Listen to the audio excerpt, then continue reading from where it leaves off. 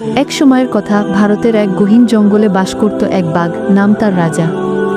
সে ছিল সত্যিকারের জঙ্গলের রাজা, তার গর্জন শুনেই সব পশুপাখি চুপ হয়ে যেত। তবে রাজা ছিল অদ্ভুত এক বাঘ। সে কারো ক্ষতি করত না অকারণে, আর জঙ্গলের সবার সঙ্গেই তার ছিল বন্ধুত্ব। একদিন জঙ্গলে এক শিকারী এসে ফাঁদ পেতে রাখল। ফাঁদে পড়ল ছোট্ট এক হরিণ শাবক। হরিণ শাবকের কান্না শুনে রাজা ছুটে এল। সে বুঝল মানুষ আবার জঙ্গলে ঢুকে পড়েছে। রাজা চুপি চুপি শিকারীর পেছনে গিয়ে এমন গর্জন দিল যেন পাহাড় কেঁপে উঠল। শিকারী ভয়ে দৌড়ে পালিয়ে গেল। রাজা নিজে দাঁত দিয়ে ফাঁদ কেটে হরিণ শাবকটিকে মুক্ত করল।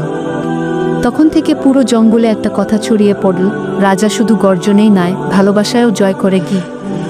এরপর থেকে আর কেউ জঙ্গলে সাহস করে ঢুকত না, আর রাজা সবার প্রিয় হয়ে উঠল।